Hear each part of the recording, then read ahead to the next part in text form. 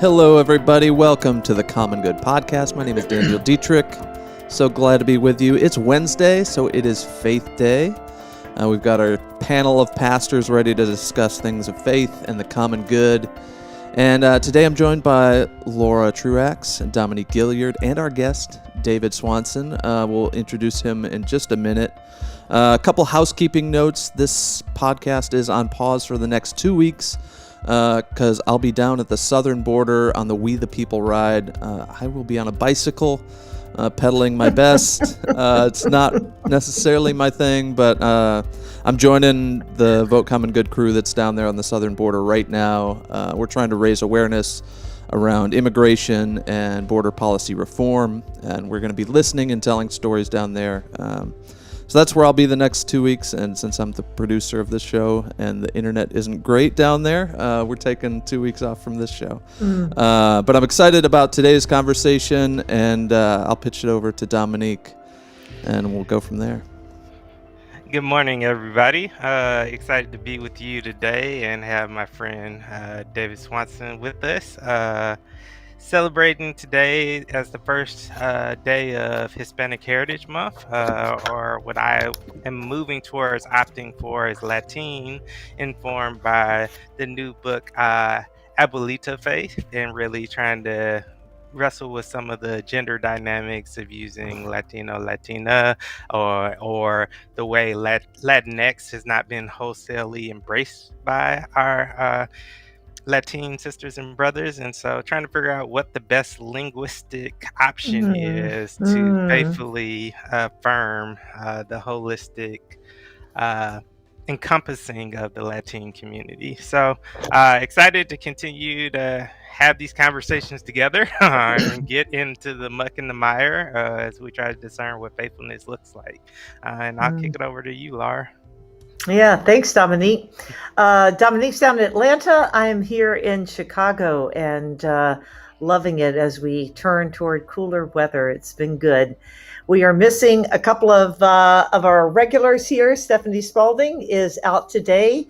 And of course, Doug Padgett is along the southern border, as Dan referenced. And last time I checked, they were around Yuma, Arizona. Is that?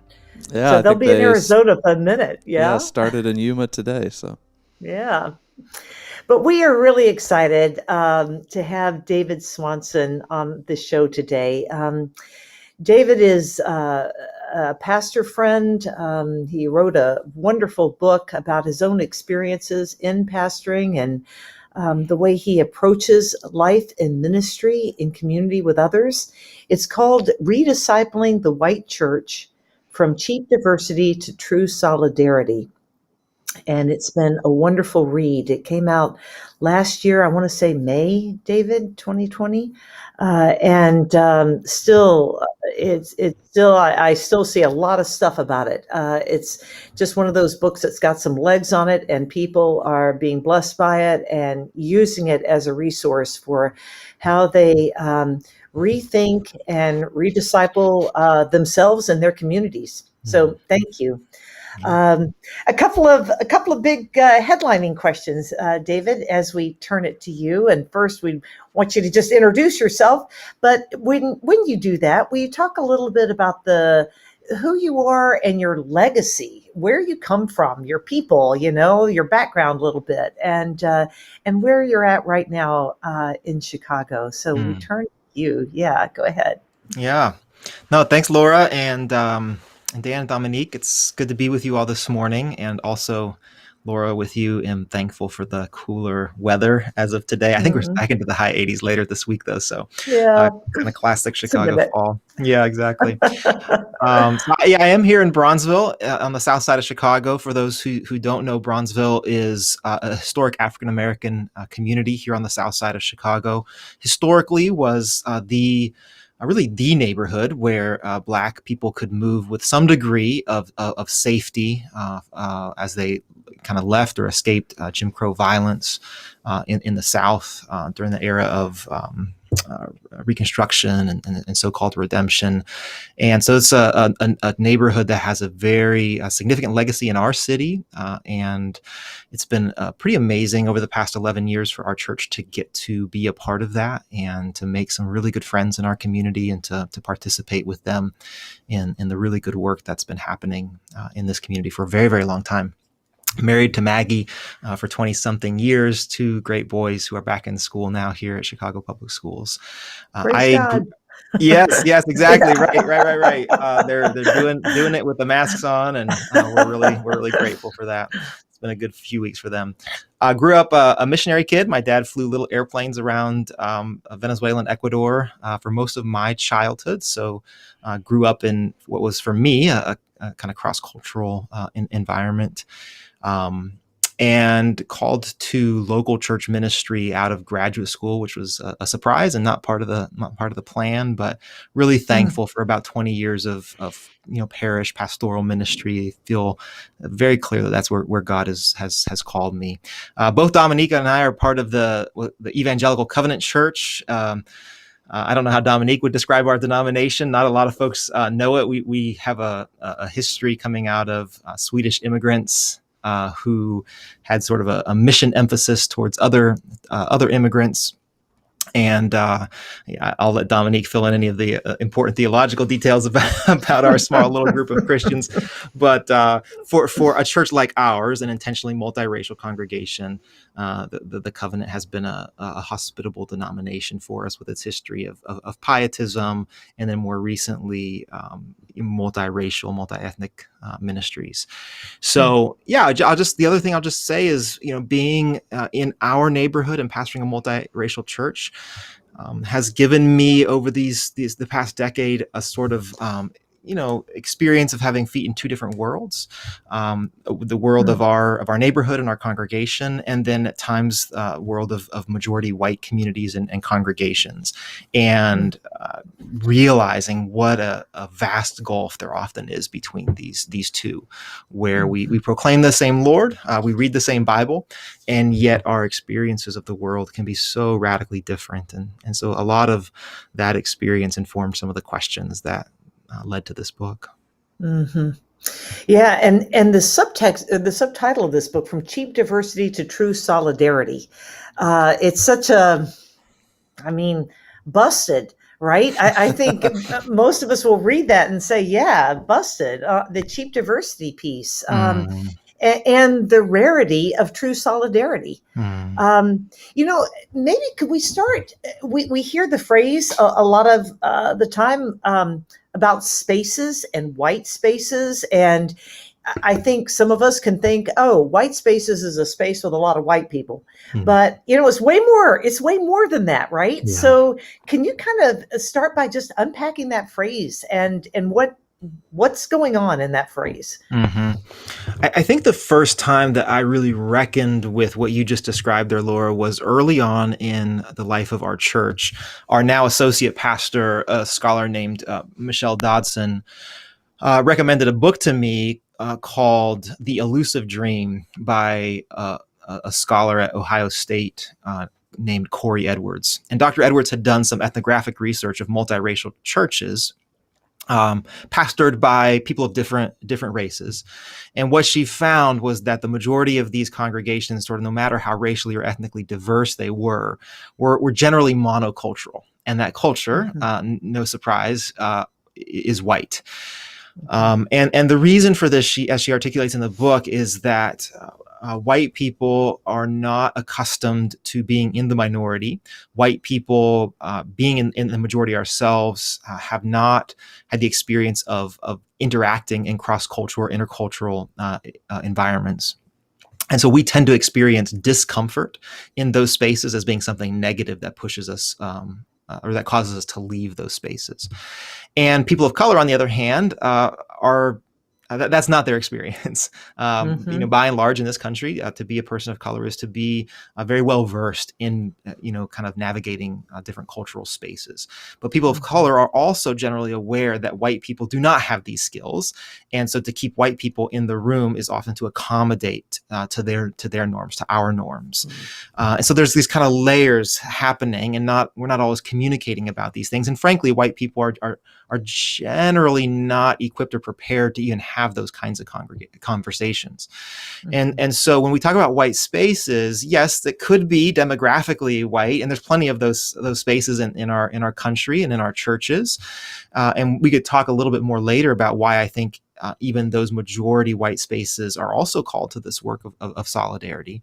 But you're right that churches like mine also need to wrestle with this, that we need to acknowledge that left alone, our default will be to a kind of cultural whiteness, one in which we ask or assume that people of color are assimilating to some of our assumptions, rather than creating an environment in which people are bringing their full cultural selves to that space, and where there's kind of mutual formation that's happening. So thankfully, we have people like Dr. Michael Emerson or Dr. Glenn Bracey, Dr. Corey Edwards, folks who've really helped us in more recent years think really carefully about this and see some of the stuff that I think we maybe missed earlier on in the multiracial church movement. But it's still a lot of work, and there's still a lot of formation that needs to happen in order for us to even see and name some of these dynamics. Mm-hmm. Mm-hmm. I think about how in our church, I'm at LaSalle Street Church in Chicago, and how often we are all in on moving from cheap diversity to true solidarity. This is what we're all about. Our energy is focused that way. We interrogate our worship services. We examine our structures of how we get elders in our church, the whole nomination process. I mean, we do the whole 9 yards, right? And we're all there for about 6 months. And then it's easy that the ebb and the flow of church life, and I'm not making any excuses. I'm just saying that where I sit as a pastor, the ongoing kind of attention that's necessary starts to ebb. This kind of attention that you have to keep around not forgetting, and just and not forgetting also. Just remembering that I keep seeing the world as a white person, and I gotta keep remembering that that's just my lens, and it's and not forget. Yeah, That's hard. That's hard. Yeah. But people are doing it. So tell us how that kind of takes root. How this true solidarity piece can really manifest itself more strongly. You know what I mean? Yeah, I do. I absolutely do. And I certainly wouldn't want to hold up our congregation as any kind of exemplar. We are as in process, I think, as any other church. But I love that dynamic that you're pointing out, and maybe a couple things to say about this.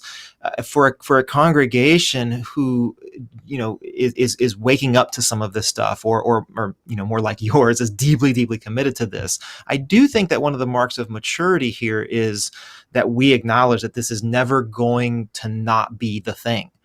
I think too many of us have assumed that multiracial ministry is like it's a thing that we do rather than who we are. And when you make that shift, you realize that this can't just be a sermon series once a year, or we do a weekend retreat or something. We're talking about our identity as the people of God, the reconciled people of God. And this takes constant attending because we realize the kind of how the principalities and powers of this world continue to threaten that identity, that we breathe an air that warps our imagination, that forms us to think of one another not as sister and brother, but as other in some kind of way.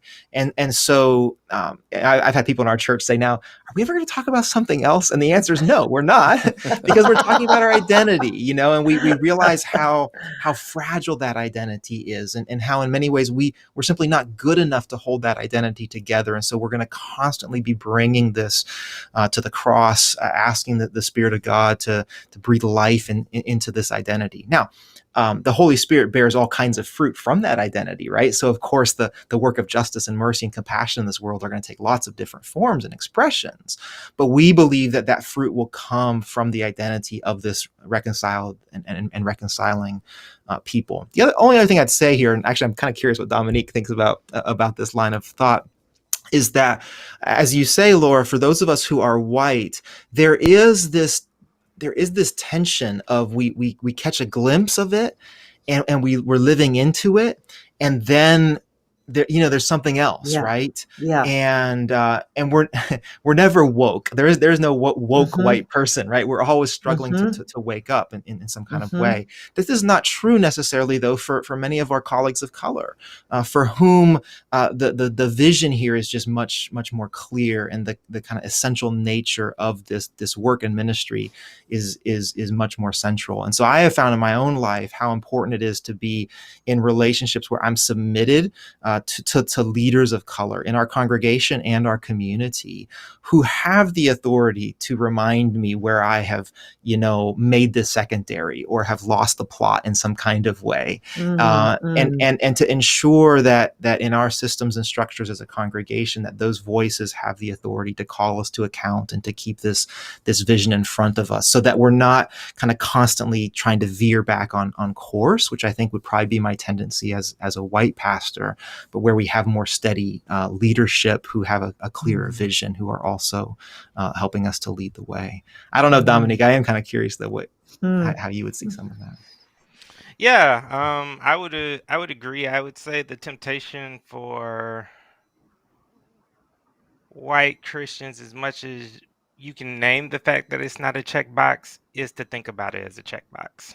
Like that I have done my due diligence, and we have faithfully attended to and reckoned with this. And so that reckoning, that one-time reckoning, in a substantial way, so don't hear me marginalizing it, in a substantial way, should be enough to sustain us as we get back on track and really reckon with the true goal of the gospel, which is not this. Like, I can understand that this is a part of it, but this isn't, really what we're supposed to be focused on here. So if we attend to this in depth once, that should be able to sustain us as we get back and recalibrate ourselves to what we're really supposed to be focusing on. And that's just not the perspective of people who this is an everyday occurrence. We understand the permanence of this conversation. I was debating back and forth if I should say this, just because I know how people try to distort things and take it out of context. But I'm gonna do it. Let's go. So for example, 9/11 is this, tragic, horrific thing that completely, fundamentally altered our experience as U.S. citizens, like across the board, from coast to coast. People were impacted, lives were lost. It our safety was infringed upon. But 4 days later, on today, we also remember that this is the 68th anniversary of the 16th Street Baptist Church bombing. And for me, we will hear never forget out the wazoo about 9/11 and won't hear that today. But this informed my life much more significantly than 9/11 did. And so for me, like, I think that's a good illustration of kind of what we're talking about, how this is something that happened to Black people from other citizens of this country in an elongated history of domestic terrorism that we refuse to reckon with, and are institutionally suppressing this conversation within our educational system. But yet this conversation about, a threat from abroad in 9/11 is something that we are overzealous to have conversations about, and actually shift legislation and policy and all of these things. And I think it's just it's a beautiful illustration of kind of what you're trying to parse out, David. Wow. Yeah. It very much Yeah. matters who is shaping those conversations, right? And when if it's just me, then the thing that Dominique just described, the memory that he just described, the formational nature of that memory, that event, is all lost. Or at the very least, it's brought into the pulpit, sometime in February, or there's a moment, or there's a course correction, and then we go back, rather than this becomes woven into our understanding of what it means to be the people of God, to not forget what we have to remember in order to be formed in these kinds of ways. I love that example. Yeah, it's one of the things that you say in your book, that we've got this discipleship problem. And it's a discipleship problem as Christians, and it's a racial discipleship as well. And you give some really great examples in there. That whole section, David, where you really break down what does it mean to be leading in this in a community of faith. I mean, so kind of talk about that a little bit. These areas where, because for instance, childcare. We have a childcare agency at our church that is little used by our Sunday congregation. It's a neighborhood-based childcare. It draws people from families from all over the near north side. And we've internally, we've articulated this as being, what does it mean to live out the fuller beloved community? We are very intentional about who comes to that childcare. We're very intentional about making sure that stays diverse. We're intentional about doing all the backroom stuff to make sure that happens. But I realized we have not been good about articulating to our congregation the way that little children are enculturated into their racial identities.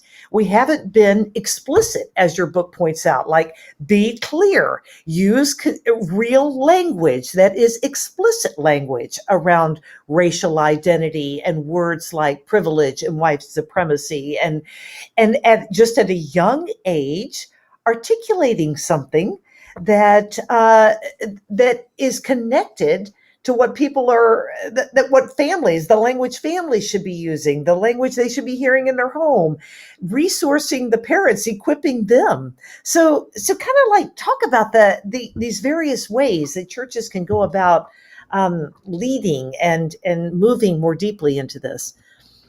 I love that you brought up our children. That was a really important chapter to me, and I'm actually gonna invite Dominique to jump in here again in a second too, because he and I have talked about this a lot over the years and some of the work that we've done, and I've certainly learned a lot from him on this. Briefly, I think that white Christians have completely missed or massively underestimated the power of what I call racial discipleship or racial formation. Sometimes white congregations will identify other things in our society or our culture, other kind of forming, influences, and we say, well, those things are orienting us away from the kingdom of God, and so we, as a people, are going to be intentional to root ourselves in Scripture and orient ourselves more deeply towards the heart of God. By and large, we have not, as white Christians, done that when it comes to race. Instead, we've embraced the racial status quo and kind of baptized it. We've, on an implicit level, at least, communicated to those in our churches that the status quo is okay, that it's compatible with the ethic of the kingdom of God. Again, I'm simply talking about white Christians here, and this is a kind of abdication of our responsibility, particularly as pastors who are called to disciple and form our people. So my point in this book is that there are ways that our congregations can begin to disciple in a different direction. But part of that is going to have to involve naming that status quo, naming that racial discipleship. When it comes to our kids, white parents tend to have a very high value on innocence and wanting to shield our children from difficult things, and that would include, race, racism, white supremacy, and so on. And so we abdicate our responsibility here. Now, many parents of color, and I've learned this particularly from African American parents, have conversations with their children at very young ages about what it means to be Black in this country, to take one example, and to prepare that young person for the moments when they will experience racism, either very overtly or more subtly. And my understanding here is that caregiver or that parent is doing a couple of things. One, on a very pragmatic level, they are preparing that child for this likely event to happen, and they don't want that child to be surprised. They don't want that child to be crushed. But in another way, that parent, that caregiver, is discipling their child in the truth. They're saying to that child, you're going to be lied to in this country. You're going to be lied to about your identity, about your value, about your worth. It's going to happen. And when that does, you need to remember the truth. This is who you are. This is the God in whose image that you have been formed. This is how deeply loved and valued you are. This is the hope and the future. I'm going to start preaching here, but you get the idea, right? So that when that happens, that child has been so saturated in the truth that lie is able to kind of bounce off and not infect their imagination. Now, white parents, because we don't see ourselves as facing the same reality, that same pragmatic reality, right? We don't see our white children as facing that. We don't have those conversations. But by not having those conversations, we are not discipling our children, because that white child is going to be lied to as well. And the same society that's lying to the Black child is lying to the white child as well about their identity, about their value, about their place on the racial hierarchy in this country. And so we are abandoning them to the racial discipleship of this country. And as they're trying to navigate at a very young age and make sense of this world, they're internalizing the lies that are attached to the observations that they're making about their place in the racial hierarchy. So this is where I think a local church could make a real difference. What would it look like for a congregation to begin equipping families and parents to have these conversations, to equip them with language and with biblical kind of metaphors and narratives to introduce their children to this? But again, Dominique, you've thought a lot about this. Yeah, jump and I know in, you've Dominique. done some work around this too. Yeah. So I don't think most of our listeners fall into this bucket, but there's this strong thread of Christianity that resists and denies science and the empirical findings that come out of scientific research. But one of the findings that we know is that our implicit biases start to form and be shaped as young as 2. And neuroscientists have said that the cognitive associations that we make with race are sedimented in our minds and our brains by the age of 7. And so the racial associations that kids make by the age of 7 is really going to dictate their interaction with race, unless they have some kind of cataclysmic encounter where they are dislocated and are in a kind of semi-permanent way, at least, positioned as the outsider, the minority, the other. And so given that, and given the tendency that David mentioned, for white parents to want to protect the innocence of their children, white children are not equipped to engage in the world in a healthy cross-cultural way, to not see race as a threat, as something that is not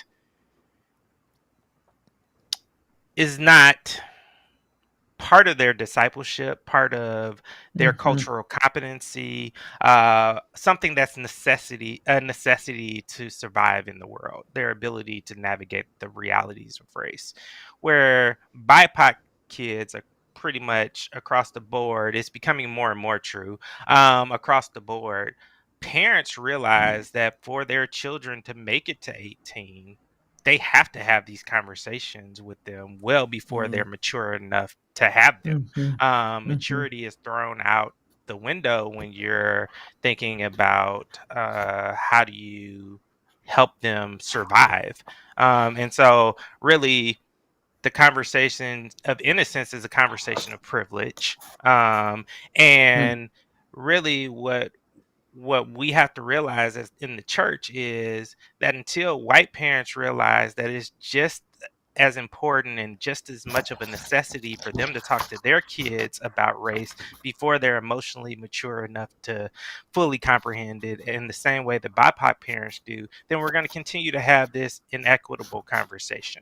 Right. And we have to realize that we have to enter into this together on an equitable playing field, which means having these conversations before these racial associations get sedimented in a way that leads to a distorted sense of self and a perverted way of engaging the world that's tainted by the powers and the principalities in the way they seduce Mm-hmm. folks into embracing whiteness at the expense of the communion that God commissioned us to enjoy together equitably. Mm-hmm. And so that's part of it. And one of the things that we've done, and David's probably also alluding to this, is within the covenant, we've created a discipleship resource that is specifically for children. And it starts to introduce them to these concepts in age appropriate ways. And it starts to give them the historical foundation of our country to understand why racism isn't something that you can just attend to in a one deep, thorough engagement, but it is this consistent reality that we're going to have to kind of engage with if we're going to figure out how to faithfully follow Jesus in a racially divided nation. Mm-hmm.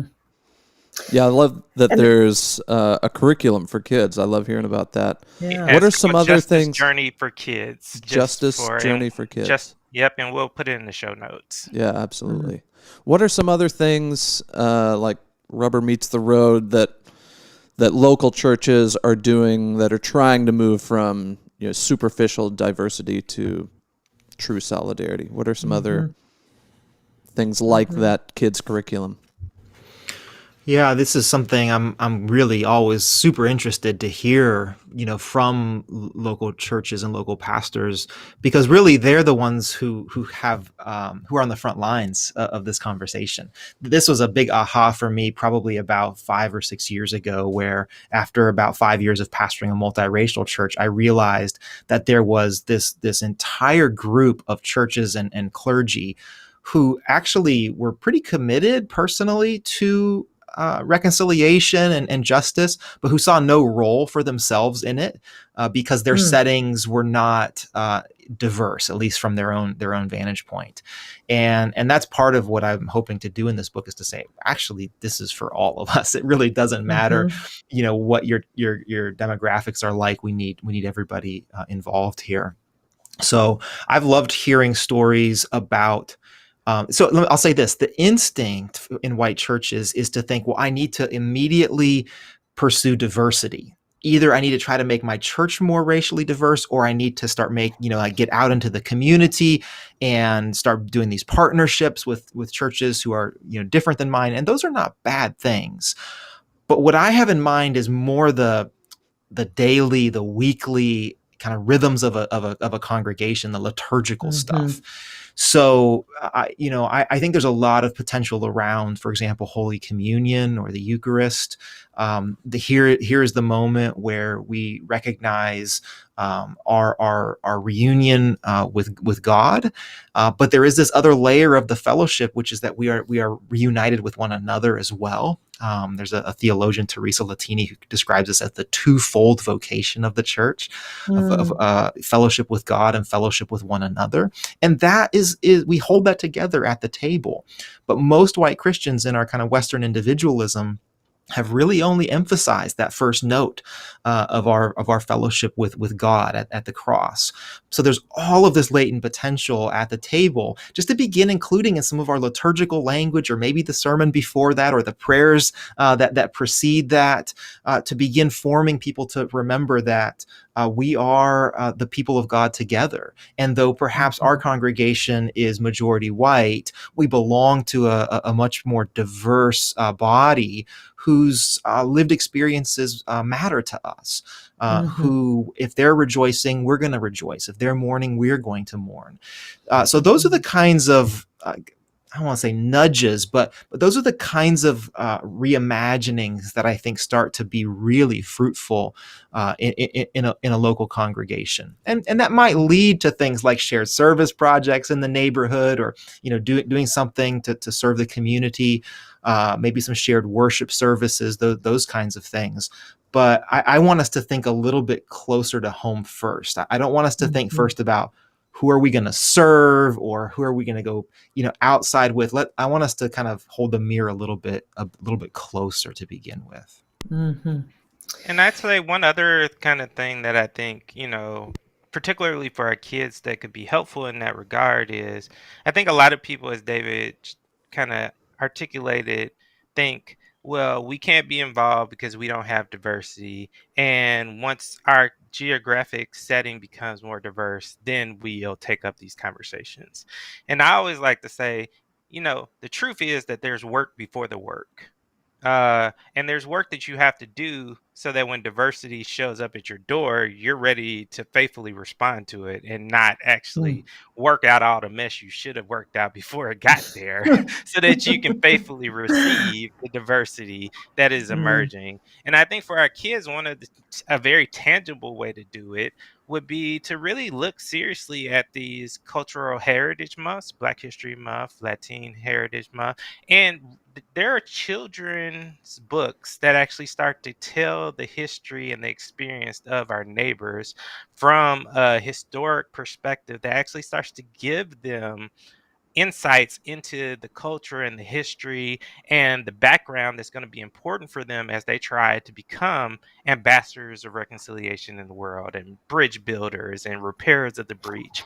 And so I think, it's an opportunity for us to, if nothing else, every year buy your kid on Ethnic Heritage Month a book that comes from an author from that ethnic background, and read Yeah. that book with them for the month. And you will build a catalog over the course of time, and your kids will actually start to have a pretty decent foundation of cultural competency as they start to enter into these conversations.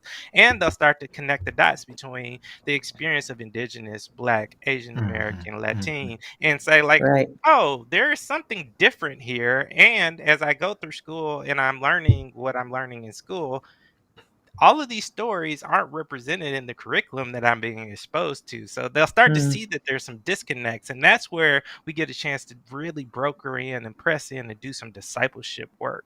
And so that's just one very tangible invitation that I would offer up to folks. If I could add a couple others there, because I think it's helpful to be able to picture this stuff. And so Dominique's idea of, even within our homes, how we can do this.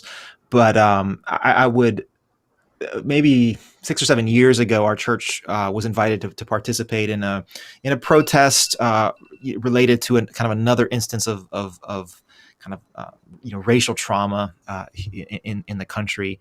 And so here in our neighborhood churches, after our services, we walked out and joined together in one of the main streets and kind of walked down the street together. And I shared this with some of the other churches in our denomination in the city. And there was a church up on the north side who said, yeah, we want to do this, but we're not going to come down to your majority Black neighborhood. We're actually going to do it in our majority white neighborhood.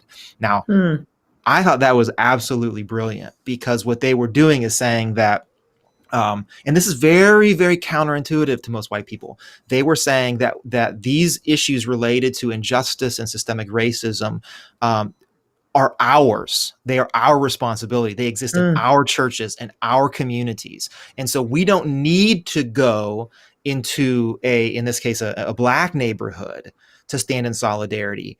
We actually need to take a prophetic stance in our own community to say, this is our conversation. These are our realities that we have to reckon with as well. And that's a big shift, actually, for a church to make, to say, when we're talking about race, we're not talking about something that's over there. When we're talking about racism, we're not talking about something that's over there. We're talking about something that's right here that we have to get our arms around. So a pastor that Dominique and I know, who serves a church in a kind of rural small town here in Illinois, during the uprisings and protests last summer, there was, in his very, very white town, there was a very small group of people organizing a Black Lives Matter rally, and none of the other pastors in the town were going to participate. And this pastor said, oh, I'm going to be there. Again, this is mostly white town, mostly white people participating. But for him, he realized it's important that I kind of model for my congregation that we are a part of this, that we have a role to play in this. And this is not just something over there in Chicago, right? Or in a more diverse church. This is a role that we have to play as well. Yeah. Yeah. One other thing I just want to throw into the mix there, I love that we're talking really practical. This is what it actually looks like, right? Rashida Graham Washington, who does a lot of work in racial righteousness and justice in Chicago, came to LaSalle about 4 or 5 years ago. And one of the things she asked us to commit to was to diversifying just our reading habits, our shopping habits, our economic habits, and to, as individuals and then corporately as a church, that tilted us. It tilted our center of balance. I don't know if we have a vendor or a tradesperson that we utilize for our ministry centers or our ministries or our church, our congregation on Sunday, that is not owned and managed by a person of color. And that took us a bit. It took us a bit to move economically to say from just kind of, this guy's uncle or this person who's always been our HVAC guy or whatever it is, right? But moving into a space where economically, when we purchase services, we're doing it from a person of color. We think economic justice matters. And this is one smallish way we can practice it. Also, where we shop, it's been, that for me was a moment. I intentionally changed my shopping habits from the grocery store I go to if I'm in a space, the salesperson that I seek out is a small thing. It's a big thing. It's like a mustard seed, right? Yeah. So I just throw that out for people, that those are things that you don't really think about unless somebody tells you. And even then you think, well, that's a little patronizing or that's a little this or that. But I think it matters. I think it starts to shift. I agree so much. And I realize that what you said from one vantage point could sound like, oh, that's such a little thing, Laura. That's not like, you're not really moving the needle. And okay, but let's set that aside for just a second. And let's acknowledge the kind of segregated nature of the typical white imagination. Not that we have consciously opted into that, but the air that we have breathed has segregated our imaginations. It's segregated us to see what's possible and what's not possible, what's likely and what's unlikely. And the really good thing about what you just said, in my opinion, is that we can actually change that is not inevitable. That's something as simple as the books that I'm going to choose to read, or the media I'm going to choose to spend time with, the service providers. Am I going to be intentional about who my doctor is, who my dentist is? Like that stuff over time. This is not virtue signaling. These are not boxes that we're checking. We are allowing our imaginations to be sanctified, to be reformed in a way that new possibilities start to open up in front of us, things that we wouldn't have even considered before. So now that pastor who's done what you described, when there is that moment of public racial trauma, when she's preparing for her sermon that Sunday, there are all kinds of new voices in that pastor's heads, right? There's all kinds of new lenses that they're interpreting the scripture through. There's a whole different community that's being brought into the pulpit with that person in a way that doesn't even feel intentional anymore, because it's simply a part of this person's network about how they're doing life, right? With other members of the body of Christ. And so I hope that we don't downplay that. And I also hope that your example reminds us that we do have agency here. This conversation about systemic racism, it can start to feel real overwhelming to people. It can feel like, can I do anything here? And the answer is yes, you absolutely can do something. And it might feel like mustard seeds, but I can testify in my own life and the life of friends how over time that those kinds of decisions make a really significant difference. And if you're a person then with influence with other people, you start influencing them in similar kinds of ways. So Laura, I want to jump in real quick and ask David. So you're somebody who, me and you have done it together, but you're somebody who's done a lot of work on race and geography, or race and place. Can you talk about the significance of that? And then I'm going to dovetail and ask you to talk about how that plays out in your call as a white pastor in a historically significant Black community. Yeah. Yeah, I think about this a lot, and I'm still learning. They're still kind of growing in my own understanding and awareness of the significance of place, of geography, of land, of creation itself.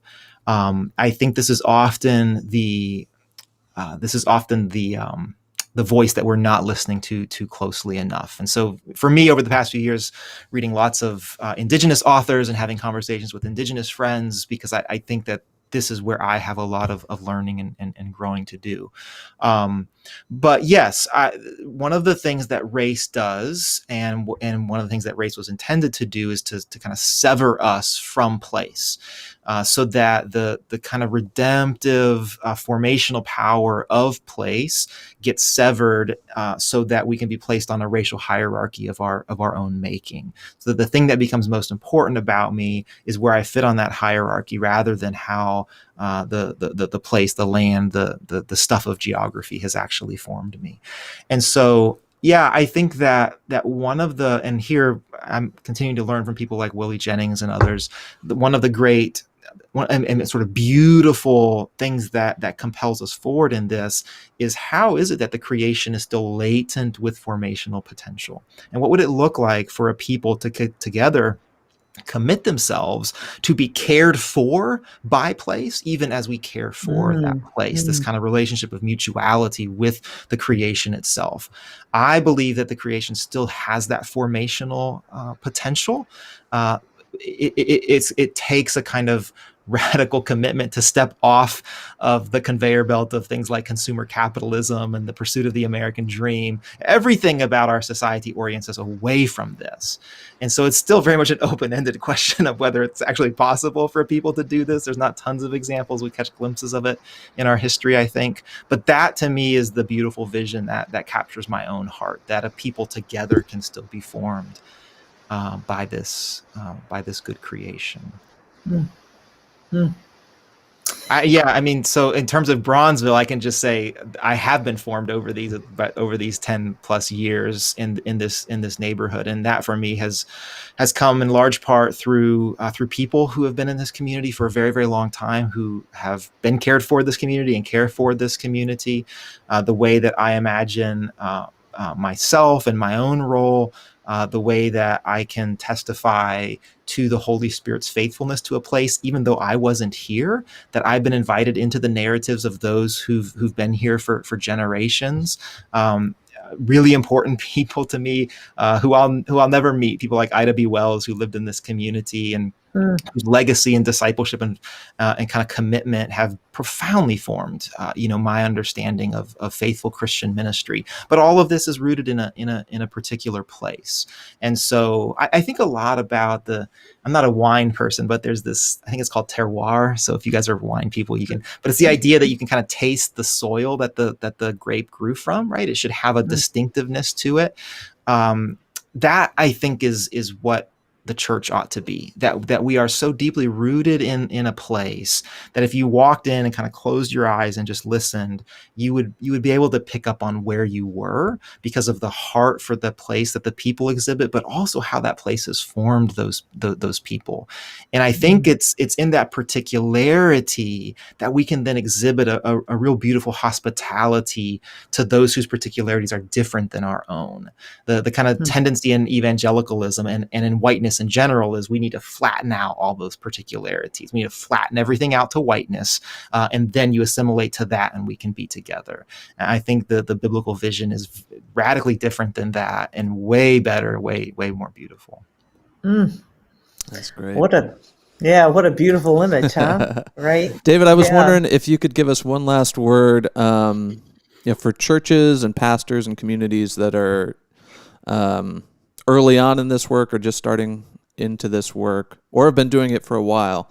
It can get difficult. You run into roadblocks. And unfortunately, maybe I'm a cynic, but it seems like churches are only as quote unquote progressive as the biggest donor in the church. Because as soon as things get too uncomfortable and someone starts to think about pulling their funding, these are real conversations that churches have to have. I wonder if you could give pastors or communities just a word of encouragement when they hit these roadblocks. Why is this worth the headaches and the work? Yeah, this is one of the sort of more discouraging but also hopeful things to me about the past year is that there are pastors who have been fired because of this. And I mean, what a terrible thing, but also, man, what an inspiring thing to know that there is a remnant who understand how significant this is. And I'm certainly inspired by that. I think for me, it's just knowing how good it is. And it's knowing that the deeper that you get into this ministry and this work, the more impossible it is to ever turn back. Because do I want to go back to my more segregated life? Do I want to go back to, more of a homogenous experience? And the answer, of course, is no. And do I want to go back to being less involved in works of justice and getting to see the Spirit do miraculous things through people's very ordinary service and sacrifice? Like, of course not. Like that's a horrible way to live after you've experienced this, right? And so I do think this is one of my Christian convictions is that we attempt to sacrifice for God, but any attempt to sacrifice is met with an experience of generosity and gift because God is simply goodness itself. And so I guess that'd be my word of encouragement is that there comes a point in this ministry and this work where you realize that turning around is just not an option anymore, not because you've become so righteous yourself, but because the alternative is just much more terrible than the good work that you're a part of, And so I think from the outside, people can like, oh man, you're doing this must be difficult or pushback, and yes, that's a part of it. And Dominique knows this way better than I do, but we taste and see that the Lord is good, and when you taste and see, you don't want to trade it for anything else. That's great. Beautiful. Yeah. Well, any final words from anybody before we wrap up? Go ahead, Dominique. Yeah. I was just going to say, David, can you send us off with one, a couple lines? One of the things I really appreciate about you is your awareness of the intention, how intentional you have to be, and the wisdom you can glean when you submit to Black women's leadership. Yeah, I thought we were wrapping it up, but then you put like this massive, way that I've been formed over my life. So yeah, let me tell you really brief. I just wouldn't be who I am without, very specific Black women who have led me, who have graciously, spent time with me over the years.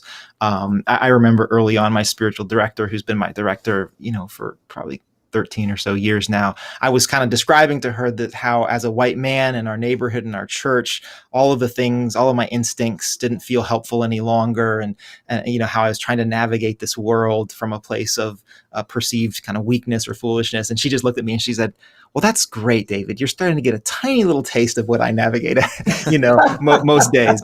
And there's so many times over the years where Black women like that have again, graciously, and they didn't have to do this, shared those kinds of perspectives with me. And so whether they're people, saints who've passed on for a while, like Ida B. Wells, or spiritual directors and mentors and pastors and friends, I just I couldn't say really enough about how significantly I've been formed in that way. And I say that carefully because I don't want people running out and like knocking on, random Black women's doors, right? I'm trusting that people aren't going to do that, but also that thankfully there's amazing books that are available to us now and amazing teachings. And so there's ways to be formed by some of these faithful leaders.